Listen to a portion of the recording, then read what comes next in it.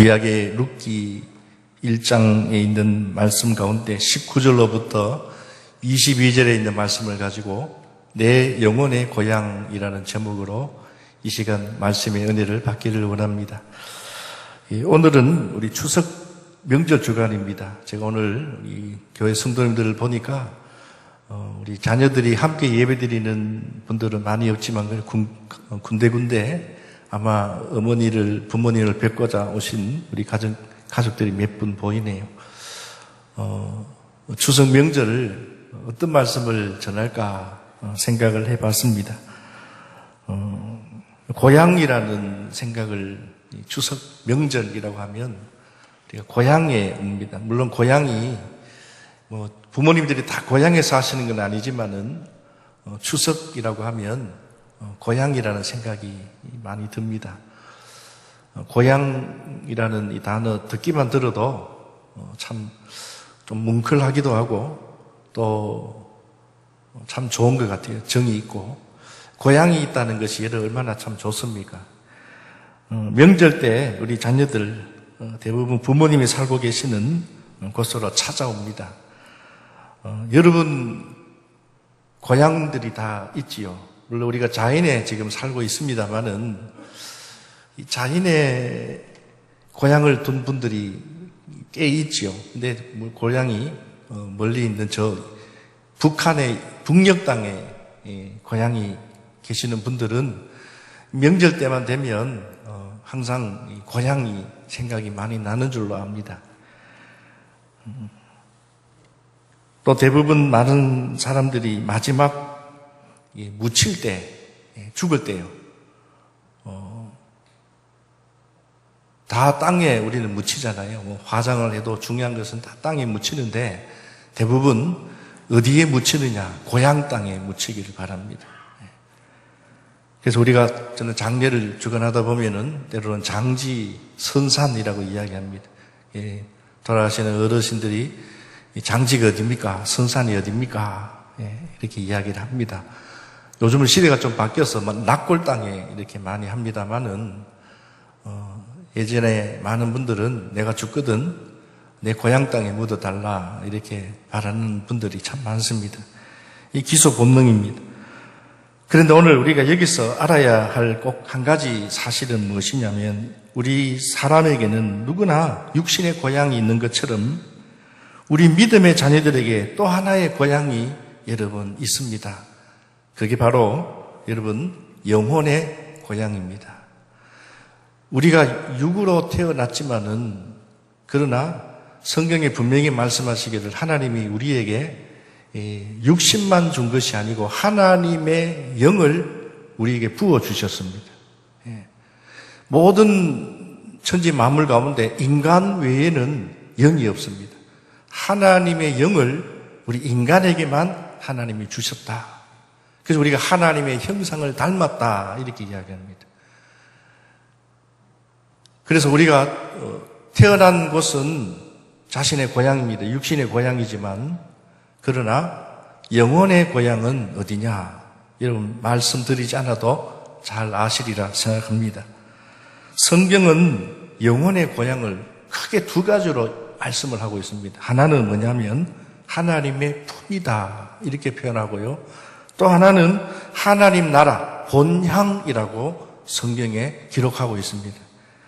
전도서 12장 7절에 보니까 흙은 여전히 땅으로 돌아가고 영은 그 주신 하나님께로 돌아가기 전에 창조주 하나님을 기억하라. 히브리서 11장 16절 상반절에 보니까 그들이 이제는 더 나은 본향을 사모하나니 곧 하늘에 있는 것이라. 본향이라고 있습니다. 영혼의 고향을 의미합니다. 어디에 있느냐?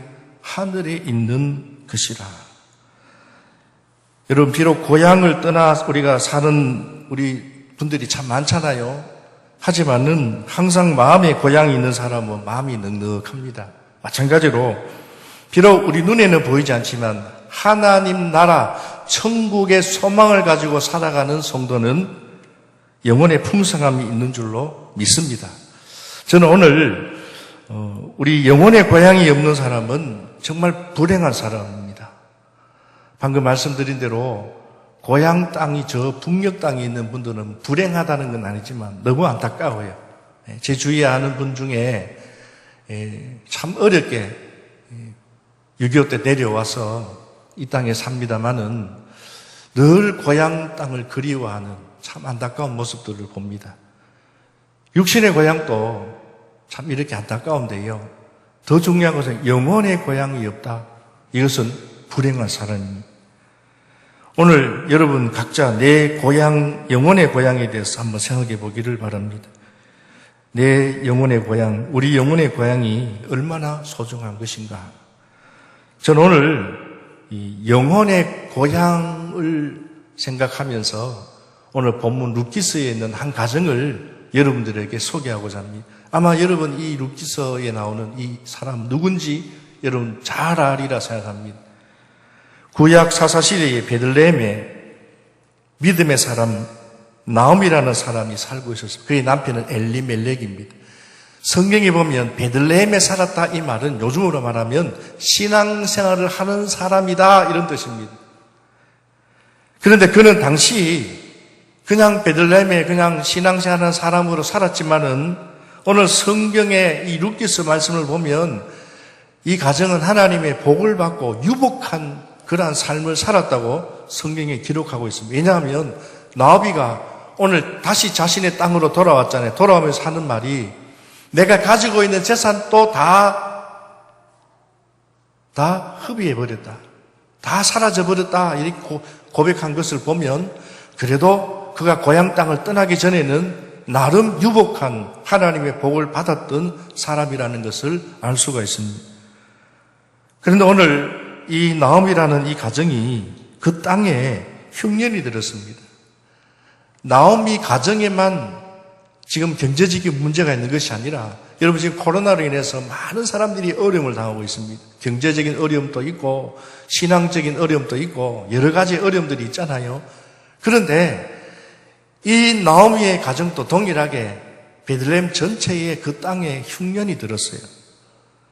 사실 흉년이 들었다라는 말은 비가 오지 않고 사는 게 너무 어렵다라는 의미도 있겠지만은 성경에 이스라엘 땅에 흉년이 들었다라는 것은 특별한 영적인 의미가 있습니다. 그게 뭐냐면 하나님의 징계였다라는 거예요. 모든 흉년은 하나님의 징계가 아니지만은 룻기서 말씀을 보면 하나님의 징계였다라는 것을 알 수가 있습니다. 성도 여러분, 하나님은 사랑하는 자에게 징계를 주실까요? 주시지 않을까요? 이거는 물어보지 않아도 아시리라 생각합니다. 여러분 자식을 사랑하는 부모는 자식을 징계합니다. 내 자식이 아니면 징계할 필요가 없지요. 하나님께서 오늘 이스라엘 백성들에게 이스라엘 땅에 징계를 주신 것은 안타까우니까 잘하라고 하나님께서 때로는 징계를 주십니다. 오늘날 교회도 마찬가지고 오늘 여러분 가정에도 하나님은 어려움을 통해서 하나님께서는 때로는 경고도 하시고 돌이키라고도 말씀하고 계십니다. 오늘 이 이스라엘 전체 땅, 이 땅에 흉년이 들었어요. 지금 여러분 코로나로 인해서 전 세계가 어려움을 당하고 있습니다. 그 가운데 우리가 신앙적으로 보면 하나님의 분명한 징계가 있다고 저는 생각합니다. 그 징계는 우리가 죽고 우리가 사라지고 우리가 멸망하고 이걸 말하는 것이 아니라 이 코로나를 통하여서 다시 한 번 더 우리가 돌이켜야 될 것이 무엇인지 감사해야 될 것이 무엇인지 잊어버렸던 은혜가 무엇인지를 깨닫게 하는 것이죠. 마찬가지입니다. 오늘 그 땅에 흉년이 들었습니다. 하나님의 징계가 임했습니다. 왜 그러냐? 이 당시에 사사시대는 믿는 사람들이 하나님을 믿긴 믿지만 하나님보다 더 좋아하는 것들이 많았다는 겁니다. 그 중에 하나가 뭐냐? 우상을 섬겼고 신앙을 제멋대로 영적, 도덕적으로 암흑한 시대가 사사시대였다. 그러니 하나님께서 그냥 두시겠습니까? 여러분 자식이 잘못된 길을 가고 있는데 부모님이 그냥 보고 계시겠습니까? 자식은 잔소리라고 하지만 계속해서 야단을 치기도 하고 혼을 내기도 하고 마찬가지로 하나님께서 여러 번 경고를 주셨어요. 그런데 돌이키지 않으니까 하나님 매를 드셨습니다. 그 매가 바로 흉년이었습니다. 이런 경우에는 어떻게 해야 되느냐? 징계를 피하기 위해서, 매를 피하기 위해서 하나님 앞에 회개하고 돌이키면 문제가 당장은 아니지만 하나님이 용서해 주시고 해결해 주시는데, 이게 여러분 영적 원리입니다. 신앙의 원리입니다. 그런데 오늘 이 엘리멜렉은, 이 나오미의 가정은 두 아들을 데리고 모압 땅으로 이민을 가버립니다. 피해버립니다. 하나님의 징계를 피해버립니다. 마치 요나가 하나님의 그 명령을 피해서 저 다시스로 가는 배를 타듯이, 사는 성도 여러분, 모압 땅으로 이민을 갔다라는 이 의미는 이민을 간 것 자체가 문제가 아니라 영적으로 하나님이 우리에게 주신 잘못된 것을 우리가 알고 어떻게 해야 됩니까? 돌이키라고 생각을 하라고 하나님께서 우리에게 징계를 주신 것을 알고 어떻게 해야 돼요? 잠시 멈춰야 돼요. 제가 여러 번 말씀드립니다만 빨간불이 딱 켜지면 내가 아무리 바빠도 어떻게 차를 멈춰야 돼요. 심지어 중간에 멈추더라도 멈춰야 돼요. 멈추지 않고 달리면 어떻게 됩니까? 큰 대형 사고가 일어나죠. 멈춰야 돼요. 지금 흉년이 들었다, 빨간불이 들었어요. 멈춰야 됩니다. 그런데 떠나버립니다. 그냥 바로 직진해버립니다.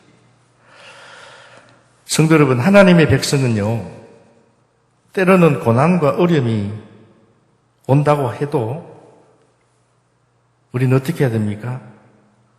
하나님, 내가 왜 이런 고난을 당해야 됩니까? 우리 믿는 사람이 왜 이런 어려움을 당해야 됩니까?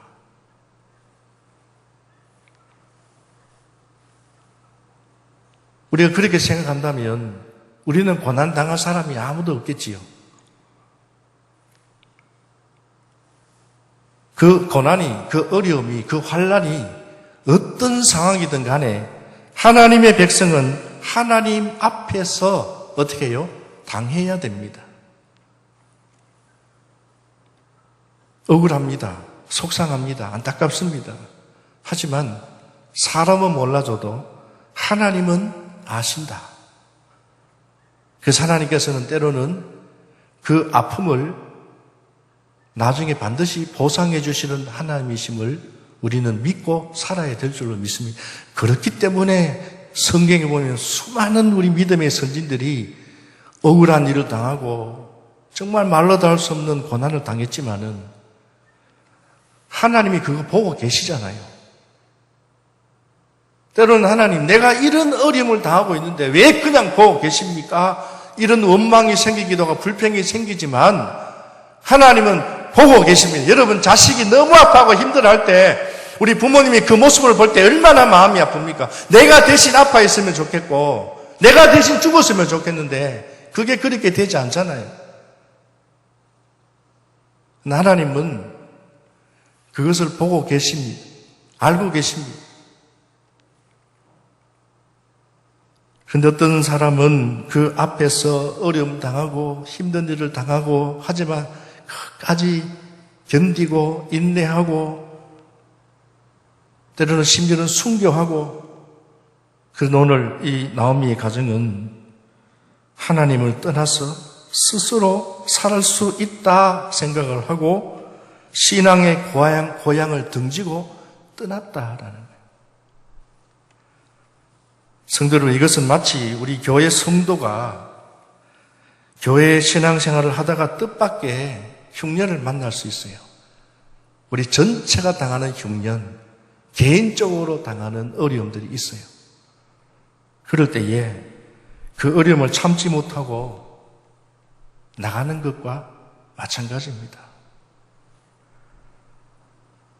성도 여러분, 구약 성경에서 이스라엘이 머물고 있는 이 가나안 땅은 특별한 의미가 있습니다. 여러분, 하나님께서 우리 교회 자인 제일교회를 이곳에 세운 것은 그냥 저절로 세워진 것이 아니고요. 교회의 양력이나 교회의 역사를 보면 다 거기에 나름 다 스토리가 있습니다. 뜻이 있습니다. 역사가 있습니다. 구약 성경에도 이스라엘이 머무는 이 가나안 땅은 하나님이 지정해 주신 약속의 땅입니다. 누가요? 누가 지정해 주셨습니까? 하나님이 이스라엘 백성들에게 약속하신 땅입니다. 천국도 마찬가지입니다. 우리가 만든 곳이 아닙니다. 하나님께서 우리에게 주신 지정된 곳입니다. 그러면 의미가 있다는 거예요. 교회도 마찬가지입니다. 오늘 우리가 섬기는 이 교회는 분명히 영적인 의미가 있다라는 거죠. 가나안 땅, 교회를 의미합니다. 여러분, 가정도 마찬가지예요. 여러분, 가정이 저절로 생겼습니까? 여러분, 아내와 남편이 그냥 어느 날 눈이 맞아서 갑자기 결혼했습니까? 물론 그럴 수도 있겠지만 결혼을 하기까지는 많은 생각을 하고, 그래서 결혼을 하고 가정을 세우고 자녀들이 자라는 가정, 의미가 있습니다. 중요하지요. 요즘 가정들이 많이 깨어지고 있습니다. 요즘 교회들이 많이 깨어지고 있습니다. 왜 그렇습니까?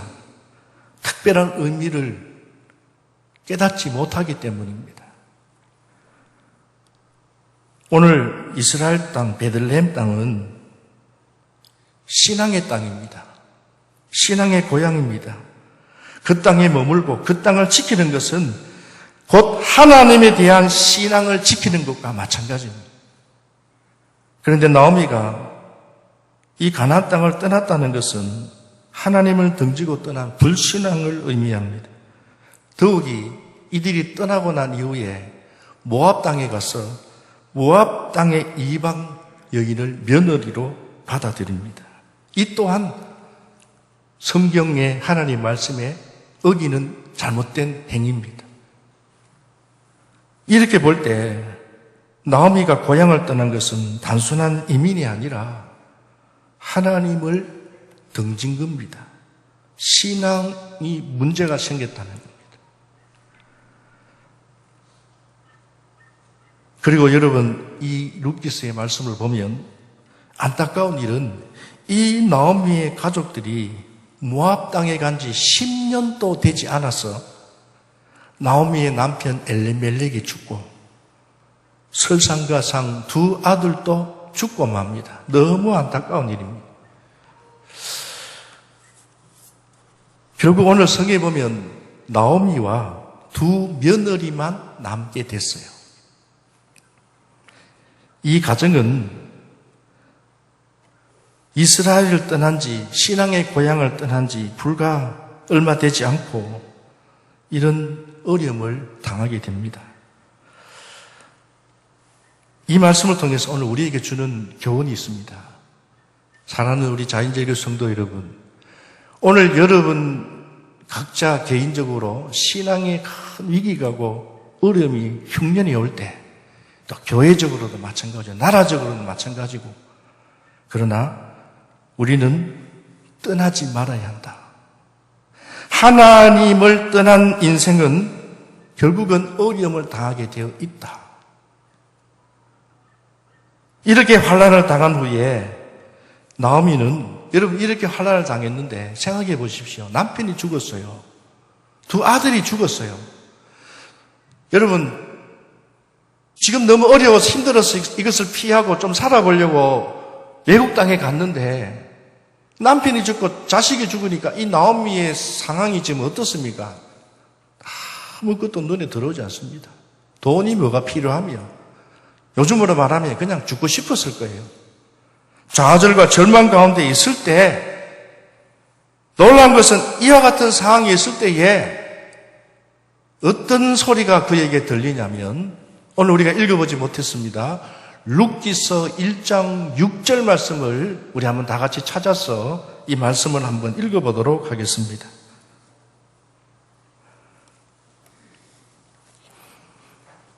룻기서 1장 6절입니다. 같이 읽습니다. 시작. 그 여인이 모압 지방에서 여호와께서 자기 백성을 돌보시사 그들에게 양식을 주셨다 함을 듣고 이에 두 며느리와 함께 일어나 모압 지방에서 돌아오려 하여. 여기 여러분 굉장히 중요한 의미가 있습니다. 성도 여러분, 남편이 죽었습니다. 자식이 죽었습니다. 여러분 같으면 이 상황이 어떻다고 생각하십니까? 제가 만약에 이 상황이라면 저는 아무것도 하기 싫어요. 아니, 안 할 거예요. 좀 표현이 그렇으면 하나님 어떻게 이룰 수 있습니까?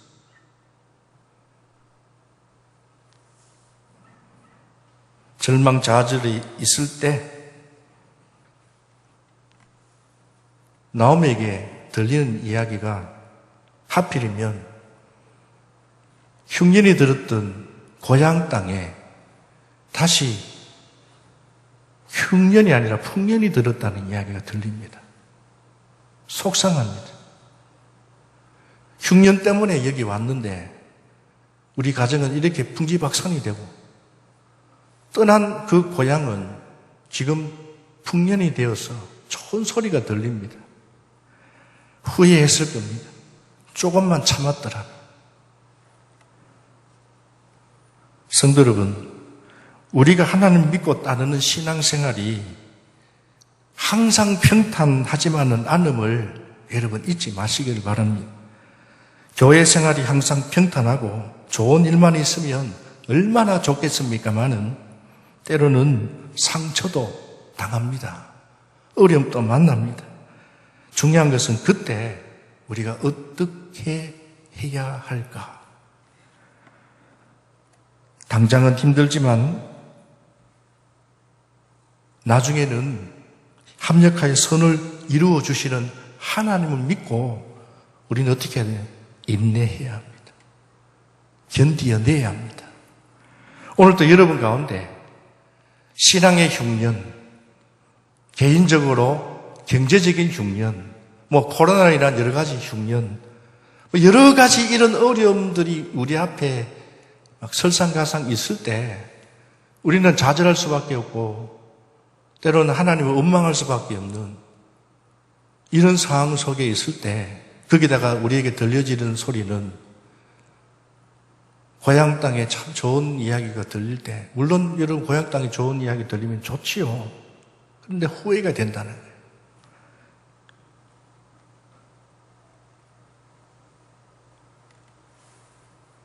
참지 못하고 성급하게 인간적인 생각을, 믿음의 생각이 아닌 인간적인 생각을 하고 따라가게 되면 결국은 지금 내가 가지고 있는 그 상처, 아픔보다 더 큰 어려움을 당하게 된다라는 겁니다. 이거는 성경에 있는 말씀 이야기입니다. 나오미의 가정이 그랬습니다. 그런데요, 중요한 것은 나오미가 여기서 끝난 게 아닙니다. 여기서 중요한 이야기입니다. 나오미가 깨닫게 됩니다. 여러분 깨닫는 것이, 돌이키는 것이요, 이거 쉽지 않습니다.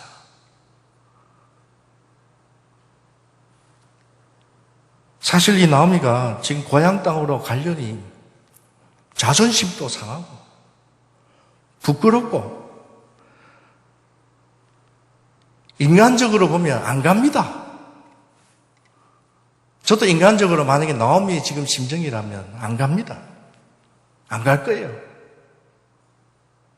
그런데 성경에 보니까 나오미가 지금까지 인간적인 생각, 자존심, 이건 내세웠다가 어떻게 되었어요? 안 됐다. 결국은 어떻게 합니까? 나오미가 결단을 합니다. 어떤 결단이요? 내 인간적인 생각은 자존심 상하고 부끄럽고 여러 가지 상황들이 있지만은 하나님을 바라볼 때 믿음으로 생각해보면 지금이 기회다. 무조건 고향으로 돌아가려는 결단을 하기까지 아마 많은, 성경에는 그 말씀이 나오지 않지만 많은 생각과 많은 결단들이 아마 나오미에게 있는 줄로 압니다. 거기다가 그의 자부 중에 누굽니까? 오늘 성경에 루시라는 이 이방 여인이 놀라운 고백을 합니다. 하나님께서요, 이 나오미에게 또 기회를 주신 거예요. 좌절, 절망 속에 고민하고 가야 될까 말아야 될까 인간적인 생각을 하면 그냥 나 이대로 살다 죽을 거야. 그런데 어떻게 보면 엉뚱하지만 엉뚱한 게 아니라 하나님의 놀라운 계획입니다. 이방 여인이, 믿지 않는 이 여인이 어머니가 가는 곳에 나도 갈 겁니다. 나도 하나님 믿을게요.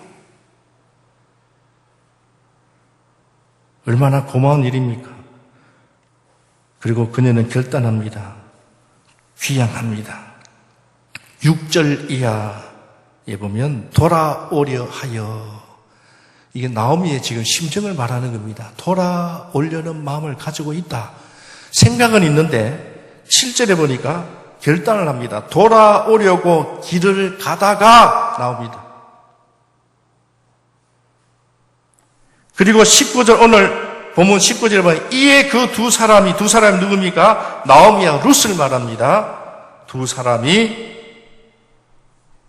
베들레헴까지 어떻게 해요? 갔더라라고 했습니다. 고향 땅으로 왔습니다. 여러분, 이것은요 그냥 온 게 아닙니다. 하나님께로 돌아왔다, 돌이켰다. 하나님이 이것을 너무 귀하게 보셨다는 거예요. 성도 여러분, 우리 사람은요 안 변합니다. 잘 안 변해요. 상한, 속상한 거, 잘못한 거 두고 보자, 뭐 용서한다고 말하지만요 잘 안 돼요. 사람은요. 근데 우리 하나님은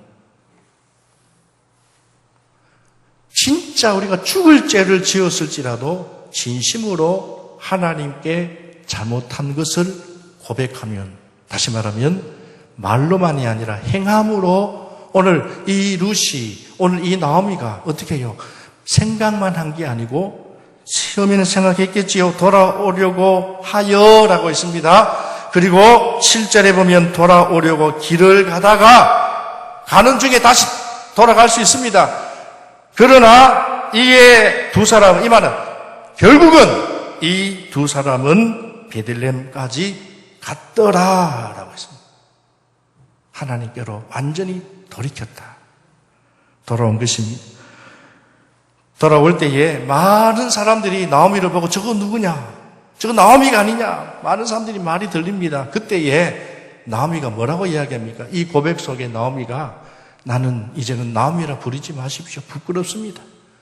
나는 마라라고 불러주십시오. 그러나 이 말의 의미는 뭐냐? 이제는 하나님이 나에게 주신 말씀대로 나는 살겠다. 이게 가장 큰 복이다라는 것을 그는 깨달았다는 겁니다. 성도 여러분, 고향으로 돌아왔습니다. 하나님은 그녀를 위해서 사실은 돌아오기 전부터 이미 계획하고 계신 것이 있습니다. 성도는 우리는 그냥 돌아오지만 우리는 잘못한 건 많아요. 오늘도 우리가 살면서 하나님 앞에 잘해야지, 믿음대로 살아야지 말은 하는데 뒤로 돌았으면 또 하나님 앞에 잘못하고 사람 미워하고 시기하고 질투하고 악한 생각을 품고 거짓말하고 세상 사람들 못지않게 살아가는 우리 사람들, 우리 믿음의 사람들, 참 말하기가 그렇습니다만은 그럼에도 불구하고 하나님께서 또 우리에게 경고하십니다. 너 그러면 안 돼. 이 양심의 소리 아니라 우리 속에 성령께서 근심하신다는 거예요. 너 그거 잘못됐다. 내 속에 있는 마음이지만, 그러나 우리 믿음의 사람은 여기에서 양심의 가책이 아니라 신앙의 가책을 깨닫게 됩니다. 성령께서 우리에게 그렇게 말씀해 주십니다. 깨닫게 하시고 어떻게 해요? 돌이키며. 사람은 이렇게 말, 너 옛날에 또 이런 잘못했잖아. 너 이거 했잖아. 사탄은 항상 우리에게 정죄합니다. 그러나 하나님은 한 번 용서하신 것은 다시도 묻지 않고 깨끗하게 하나님은 다 쓰레기통에 다 버리십니다. 삭제해 버리십니다. 그리고 하나님은 돌이키는 그 순간에 하나님 결단하고 돌아온 것을 하나님이 귀하게 보시고 보상해 주십니다. 오늘 본문 말씀해 보십시오. 결단하고 돌아온 시기가 생각하고 돌아온 시기는 아니에요.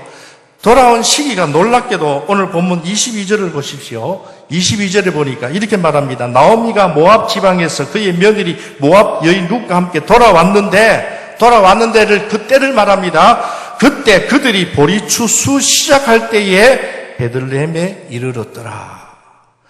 아무것도 가진 게 없어요. 남편 잃고 자식 잃고 두 자부와 살다가 이제는 한 자부는 고향 땅으로 가고 이 룻과 며느리와 왔지만은 사실 두 여인이 가진 것도 없고 아무것도 없는데 일단 무작정 왔어요. 왔는데 보리추수 시작할 때에 베들레헴에 이르게 되었습니다. 이 당시에 추수기에는요, 보리 이삭을 다 베지 않고 가난한 사람들이 먹을 수 있도록 남겨두는 전례가 있습니다. 그러니까 뭐 가득하게 풍성하게 먹지는 않지만 살 수 있다는 거예요. 하나님이 살 길을 열어주셨다는 거예요. 또 룻이 앞으로 이 가정에 요즘 말하면 먹고 살아야 되잖아요. 나오미는 나이가 들었고, 그런데 이 룻이 할 수 있는 일, 여인이 그 당시 할 수 있는 일은 없는데 밭에 가서 그냥 먹을 거리를 줍는 일인데, 여러분 2장 3절을 우리 마지막으로 한 번만 읽어보겠습니다.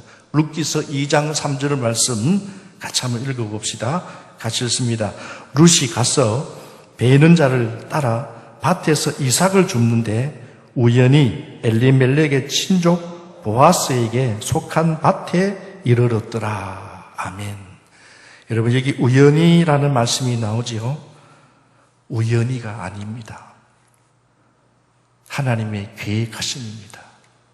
여러분 오늘 우연히 여러분이 자인제일교회에 오셨습니까? 우리는 그냥 우연히 누구 말 듣다가 우연히 집에서 가까워서 우연히 목사님 말씀이 좋아서 우연히 저 성도님이 좋아서 우리는 그렇게 생각합니다만은 그러나 우연히가 아니라 우리는 우연히이지만 하나님의 계획하심인 줄로 믿으시기를 주님의 이름으로 축원합니다. 여러분 이같이 나오미가 회개하고 영혼의 고향인 신앙의 고향인 하나님께로 돌아오니까 모든 게 준비되어 있더라. 준비되어 있더라라는 거예요. 중요한 것은 과거는 다 있고 하나님 앞에 나 자신을 비추어 볼 때 오늘 우리는 감사한 것이 무엇이냐? 우리는 완벽한 사람이 없다. 목사도 여러분들도 우리가 기도 많이 한다고 해서 하냐? 아닙니다. 우리는 늘 씻어야 돼요. 늘 기도로 말씀으로 예배로 성화되어가는 그런 우리 인간입니다. 중요한 것은 용서해 주시는 하나님이 계신다. 얼마나 귀한 일입니까? 얼마나 감사한 일입니까?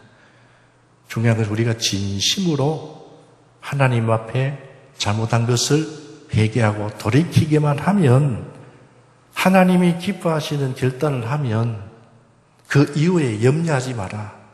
하나님이 우리 한번 다 같이 따라서 하겠습니다. 살 길을 열어주십니다. 신앙의 길을 따라하겠습니다. 신앙의 길을 열어주십니다. 아멘입니까? 믿으시기 바랍니다. 말씀을 마칩니다. 줄 추석절을 맞이해서 오늘 주신 말씀을 통해서 우리에게는 두 가지 고향이 있습니다. 하나는 육신의 고향, 하나는 영혼의 고향. 육신의 고향 길은요, 여러분 고향이 있지요. 오늘도 우리 가족들 중에 고향 찾아오신 분들 내비게이션 딱딱 치면 옵니다. 걸어서 오든 자전거를 타고 오든 택시를 타고 오든 고향이 다 있습니다. 근데 영혼의 고향은요, 택시를 타고 가는 길이 아닙니다. 내비게이션 친다고 가는 길이 아닙니다. 영혼의 고향으로 가는 길은 예수 그리스도께서 열어놓으신 길로 가야 합니다.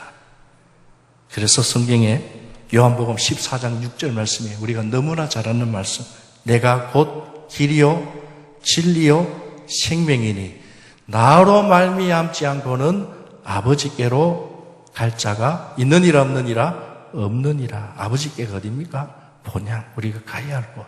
내 육신의 고향입니다. 그날 우리는 영원한 하늘나라에 다 들어가야 될 줄로 믿습니다. 성도 여러분, 우리 인생의 마지막이요, 여기 나이 드신 어르신들만 곧 가는 곳이 아닙니다.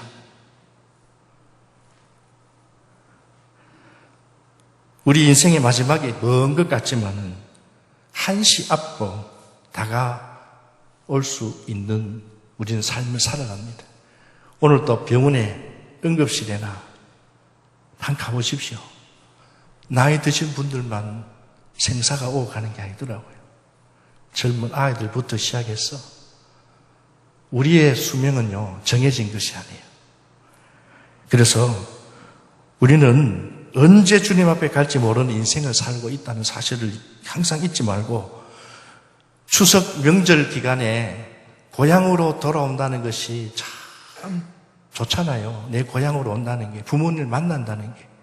마찬가지로 내 영혼의 고향으로 간다는 것, 그 이상으로 중요하다. 세상 등지고 살다가 믿음대로 살지 못하고 육신적인 삶을 살아가는 우리 성도님들 혹 있다면은 오늘 이 말씀을 통해서 이 나오미의 가정을 우리가 본보기로 보고 우리는 영원한 천국 고향에 가는 자를 잊지 말고 우리의 영혼의 고향이 어디에 있느냐 항상 기억하고 오늘 또 영혼의 고향에 관한 깊은 묵상이 있기를 바라고요. 또 오랜만에 모인 가족들에게 아직도 믿지 않는 우리 부모님들, 친지들이 있다면은 오늘 간단한 복음을 전하시길 바랍니다. 뭐 복음이 길게 할 거 없습니다. 예수 전하시고 오늘 주신 말씀, 우리 목사님 말씀이 이렇더라. 또 이렇게 내가 살았는데 이제는 믿음대로 살아야 되겠다. 그냥 이런 고백이 이런 복음이에요.